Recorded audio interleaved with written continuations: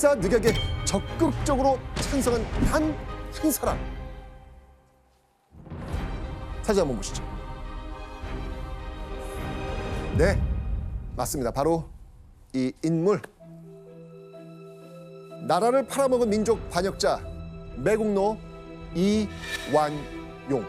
자, 이렇게 나라를 팔아먹었던 대신 이완용, 사실요, 그는 이 고종이 신임하던 신하이자 조선의 인텔리 중에 인텔리였습니다. 고종이 너무너무 아끼고 사랑하고 옆에 두고 싶었던 와. 그런 시대였습니다. 처음에 네. 그리고요, 1905년 9월 러일 전쟁은 끝이 납니다. 승자 어떤 나라? 일본. 일본. 이로써 대한제국에서는요, 러시아가 물러났고요, 완전히 일본 편이 됩니다.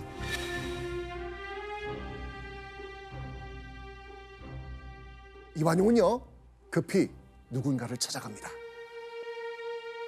누구냐면 바로 자신과 함께 미국에서 근무한 동료이자 일찍이 친일파로 돌아선 법부 대신 법무부 장관 이하영이었습니다.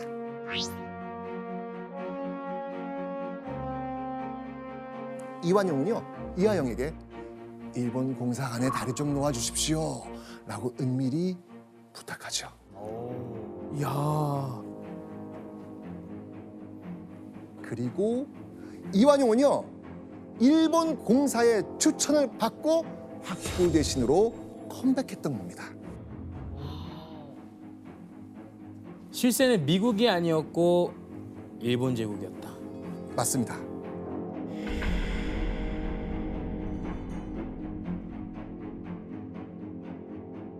러일 전쟁에서 일본이 승리한 후 2개월이 지났을 무렵 1905년 11월 9일 일왕의 특사가 경성에 도착합니다. 과연 누굴까요? 바로 이 사람. 누굽니까? 이토 이토의 히로부미. 네. 범이. 바로 일본의 초대 총리 대신 이토 히로부미. 자, 그가 서울 경성에 온 이유는 과연 무엇이었을까요? 바로 외교권을 일본이 차지한다고 국제적으로 공표할 수 있는 이 조약을 체결하기 위해서였습니다. 불사늑약. 맞습니다. 본격적인 대한제국 침략 계획을 시작한 것이죠. 와. 거침없이 왕을 겁박하는 침략자 이토 히로부미에게 모든 것을 빼앗길 위기에 놓인 고종. 어전 회의에서 고종은 대신들과 일본의 일방적 요구를 어떻게 해결할지 의논합니다. 자, 이때 이 회의를 주도한 대신은 과연 누구였을까요? 바로 이완용.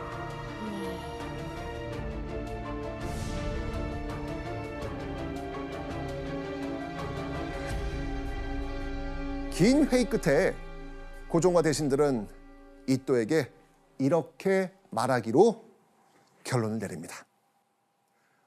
체결은 불가하다. 이완용도 처음부터 공개적으로 나는 조약에 찬성합니다 하고 얘기하기가 힘들었을 겁니다. 근데 속으로는 찬성하면서 좀 눈치를 보면서 적절한 때 타이밍을 아마 좀 노리고 있었던 겁니다.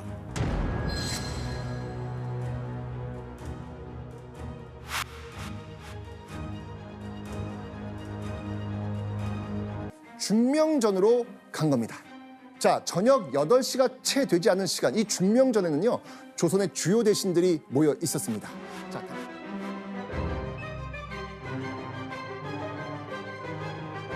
자, 이 대신들이 회의장에서 빠져나가려고 할 그때 일본 헌병대가 딱 막아서면서 다시 그들을 회의장으로 밀어 넣습니다. 살벌한 분위기 속에 이토와 마주하게 된 대신들. 이토는요, 이들을 붙잡고 조약 승인을 강요합니다. 자, 이날 밤 참정 대신은 어존에서 뭐라고 했는가?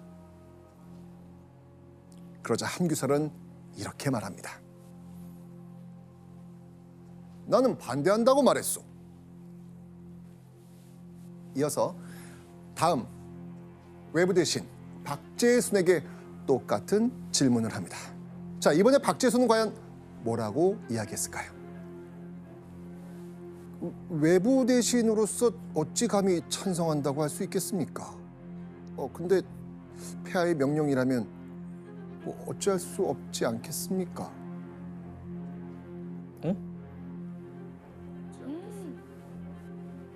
이러지도 저러지도 못한다면서 박재순이 말꼬리를 흐립니다. 자, 그러자 이토 뭐라고 이야기했을까요? 외부 대신은 찬성하는 편이다. 말꼬리를 흐리고 강력히 반대하지 않았으니 찬성이라는 겁니다. 이게 지금 찬성으로 그냥 간 거예요. 들리지 않죠, 그죠? 자, 이토는요, 이어서 이하영에게도 똑같은 질문을 합니다. 이하영은요, 정세를 운운하면서 확답하지 않습니다. 자, 그러자 이토 어떻게 했을까요?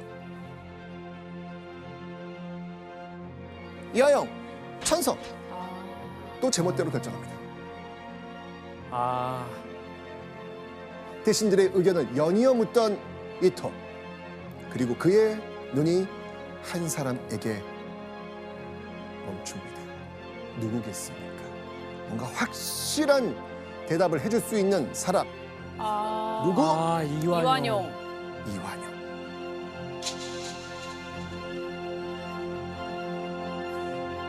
국력이 약한 우리가 일본의 요구를 거절할 수는 없습니다. 체결하는 것이 좋습니다. 이완용은 이토의 기대에 제대로 부응합니다.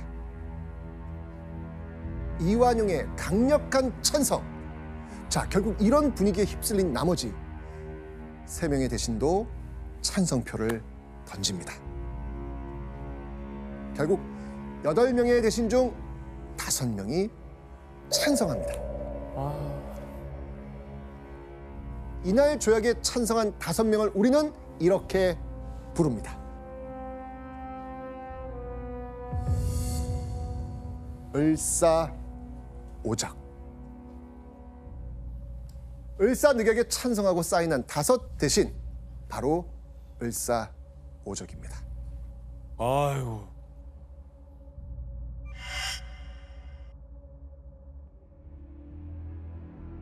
자, 이 이완용의 적극 찬성으로 이루어진 을사늑약.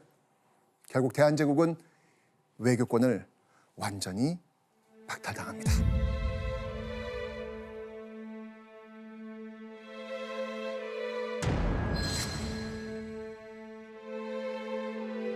새로운 내각의 총리 대신으로 임명이 됩니다.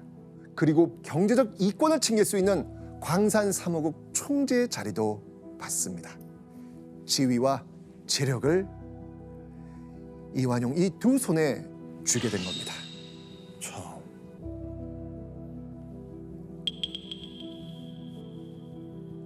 그리고 이완용은요, 이토에게 충격적인 맹세를 합니다. 어떤 맹세지? 어떤 난관에도 좌절하지 않고 한국을 일본에 병합시키겠습니다. 이야. 철저하게 대한제국을 일본에 바치겠다는 맹세였습니다.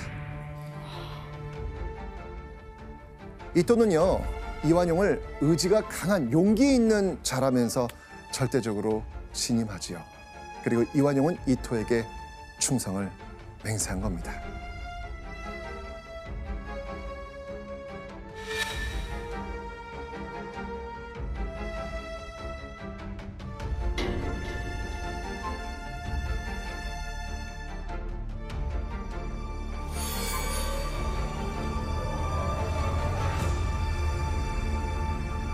자, 그러던 1907년 이완용이 전혀 예측하지 못한 사건이 터집니다. 매국노 이완용 입장에선 절대 일어나선 안 되는 큰 사건인데요. 대체 무슨 일일까요? 무슨 일이지? 자, 여기서 짚어보는 별점 체크포인트. 우리 역사에서 잊을 수 없는 바로 그 사건. 바로 헤이그 특사입니다. 헤이그 특사. 자, 이 고종이 을사늑약의 부당함을 알리고 파기하기 위해서 네덜란드에서 열린 만국평화회의에 특사들을 보내서 도움을 요청하려고 했던 사건이죠. 자, 그렇다면 고종의 이 시도는 성공했을까요? 안 했을까요? 성공하지 못하죠. 못합니다. 예. 일본 때문에. 맞습니다. 일본의 방해로 고종의 특사들은 본 회의장에 들어가 보지도 못합니다. 완전한 실패. 자, 그런데요. 일본이 방해했다는 건 일본이 고종의 특사를 눈치챘다는 겁니다. 자, 일본 가만히 있었을까요? 아니요. 맞습니다. 이토는요. 크게 분노하면서 고종을 쫓아낼 계획을 세웁니다.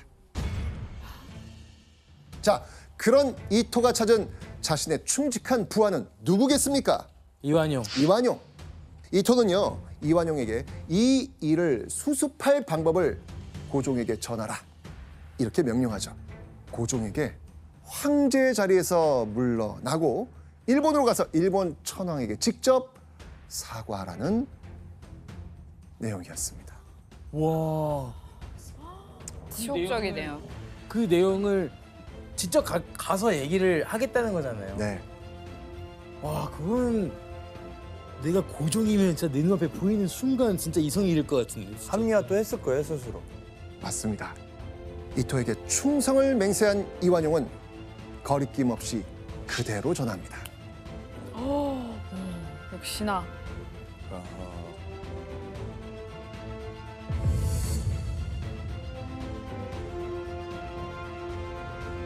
자, 이렇게 들은 일본의 요구에 과연 고종은 뭐라고 답했을까요?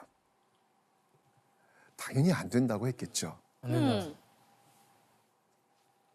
그때 이완용 고종에게 이렇게 소리칩니다. 소리를 쳐요. 네. 폐하께서는 지금이 어떤 세상이라고 생각하십니까? 이렇게 말이죠.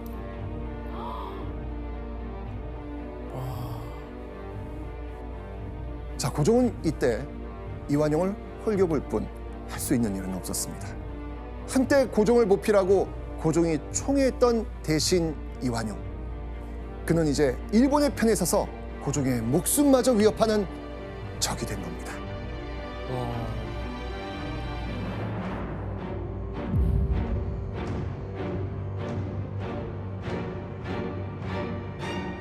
909년 10월 이완용을 충격에 빠뜨린 사건이 벌어집니다.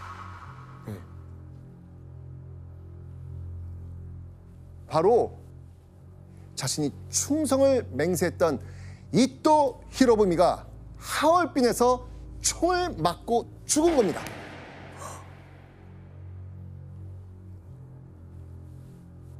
여러분, 누구의 총뿌리가 이토를 향했습니까?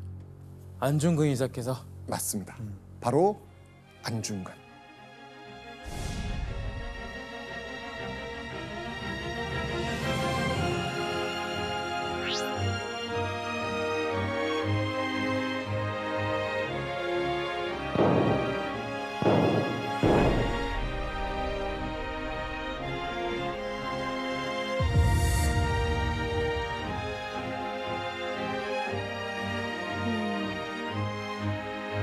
자, 그런데 이토의 죽음에 이완용은 슬퍼하며 애도하죠. 와. 아이고야. 자, 그리고 이토가 죽고 2달 뒤 또 한 번 경성을 뒤흔드는 사건이 일어납니다. 어? 자, 당시 신문 기사 한번 보겠습니다.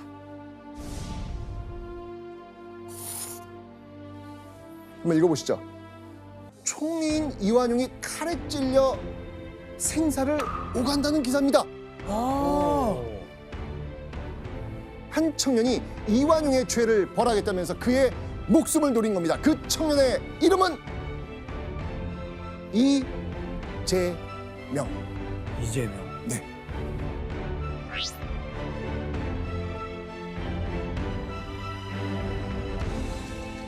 이완용의 어깨, 허리, 신장, 팔을 찔렀고요. 동맥이 잘리면서 엄청난 피를 쏟게 됩니다. 자, 칼에 찔린 이완용은 어떻게 됐을까요? 그 정도 칼 찔리면 못 살아요. 그 정도로 찔렸으면은. 그러니까요. 자, 그런데 살아남습니다. 아이고. 아니 엄청 찔렸는데 어떻게 살아남죠? 참. 이완용은 친일 매국 관료 중 가장 높은 자리에 있었습니다. 그래서 당대 최고의 의료진에게 최고의 수술을 받고요. 아, 퇴원한 뒤 요양까지 떠납니다. 아이고. 강자에게 기대 임금도 나라도 버린 이완용.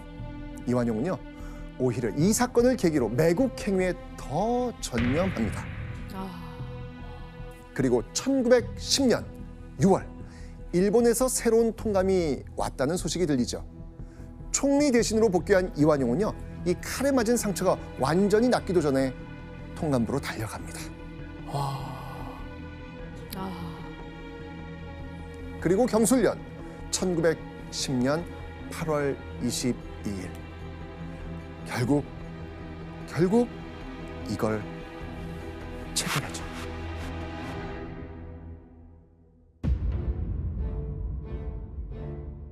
일본과 우리나라를 하나로 만들겠다는 치욕적인 조약, 한일 강제 병합 조약입니다. 이 한일 병합 조약 제1조, 과연 어떤 내용이 올라가 있을까요? 한국 황제 폐하는 한국의 모든 일에 관한 통치권을 완전하고 영구히 일본 황제 폐하에게 양형한다. 그러니까 한국의 모든 결정은 이제 일본 황제가 일본. 하겠다는 겁니다. 와. 이 말도 안 되는 조약, 누가 가장 먼저 제의했을까요? 이완용. 이완용? 그렇죠. 맞습니다. 이완용이 일본 측에 찾아가 먼저 이 조약을 제안했던 겁니다. 이완용의 적극적인 합방 제안에 훗날 일본은 이렇게 말합니다. 그물 속으로 물고기가 뛰어들어온 기분이었다. 와. 그물소. 이로써 이완용은 우리 역사에 씻을 수 없는 매국노로 남게 되었고요.